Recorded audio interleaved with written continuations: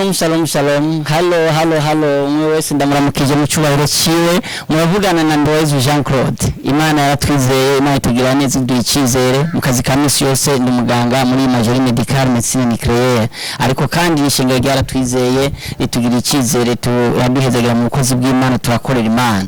Mwarahezagiwe cyane. Naje kubazanira company yitwa Ndufacom Company. Nkuko muyibona ngaha ku mupira, murabibona ni ibintu bimeze neza cyane.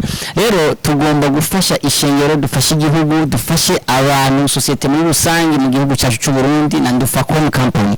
Ndufacom Company iri mu bintu byinshi cyane, byinshi uko mugiye kubyumvira abatandukanye. Je ndi umuyobozi wayo, ariko dufise abafatanya bikorwa abo dukorana. Nawe wose uko dukurikira urashobora kuba uwo muri Ndufacom, kaba umwe muri twewe. Hari ibintu byinshi cyane, ibintu byinshi birimo icyambere muri Ndufacom Company twariyumviye gukorera Imana biciye muri Holy Mountain of Christ Ministry. Rero iyo ni ministere izofasha byinshi mu ijambo ry'Imana. Iki gihe turi mu bintu byinshi bibi, turi mu bihe bimeze nabi, turi mu bihe bigoye, turi mu bihe ijambo ry'Imana baricuritse, ariko ijambo rikavuga muri Yohana 8:32 ngo muzomenya ukuri kandi ukuri kuzobaha kwidegenza. Ni gihe cyuko tumenya ukuri, ni gihe cyuko tumenya ukuri mu by'ukuri, tukamenya ukuri dukurikira, abaduhenda, abatuyobya, byose tukabyirinda tukagenda neza. Muri Ndufacom Company harimo iyo ministere joha abakozi b'Imana urubuga rwo kuvuga ijambo ry'Imana by'ukuri, ntahe ibintu byinshi bitandukanye, ibiganiro bigiye bitandukanye, harimo ibikorwa mukora, kuko ijambo ry'Imana yavuga ngo kumva bijyanye no gukora. Ni kuvuga ngo ibikorwa dusenge twongere dukore, aho ni muri Ndufacom Company. Ikigira kabiri nkuko ari byo twizibuka twizeramo tujobana dufashanye n'abandi mu byo bita Major Medical Medicine Nucléaire. Turipfuza ko hajoba ikintu cyo gufasha abantu mu byo Imana yatwizeyemo mu kwiga no mu gufasha abandi abagwayi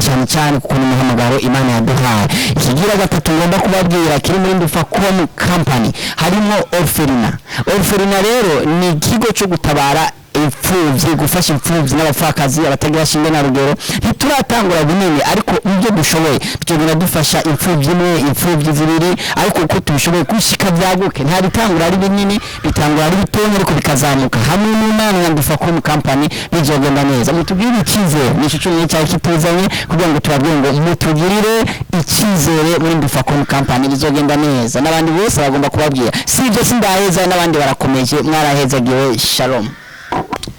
Salut tout le monde, nizere ko meze neza nkuko bisanzwe. Nkaba nitwa Shamisa Kimana wo muri Ndufacom TV, nkaba sanzwe ndi muri development communautaire. Nkaba nayo nifuza kubabwira ivyerekeye Ndufacom TV. Rero ikintu cyerekeye imprimeri bashirako ibyandiko ku mipira rero yose, eka n'ibindi bikoresho byose mushaka gukoresha nabyo nyine birahari. Tukibagiye no kubyerekeye amaseremoni y'abadote, y'amariage, kanama anniversaire, byo byose birahari turashaka kubafashamo. Katero muri Ndufacom TV murahawe ikaze. Bonjour, bon après-midi, bonsoir, bivanye naho muherereye. Ku mazina yanje banyitwa Nisigimana Anita, nkaba mu kazi ka misi yose ndi mu economist. Ndi wo mwishirahamwe yitwa Ndufacom Company.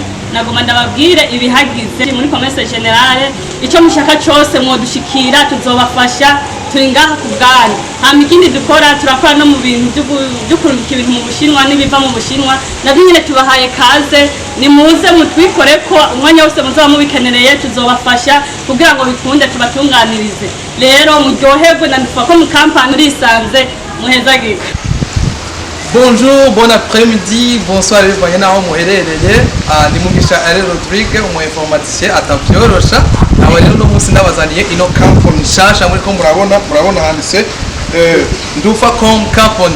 Muri Ndufacom Company rero turakora ibintu bijanye na house media, aho cyangwa ko bijanye na bibya bintu byose bijanye na majwi, ibijanye na video, ibyo byose turabibatunganyiriza neza kandi tukabaha amasanamu ameze neza. Aho ndakubwira ko dufise ivyuma vyizewe, ivyuma bimeze neza, eka nta kaerere tuzana isanamu itovye.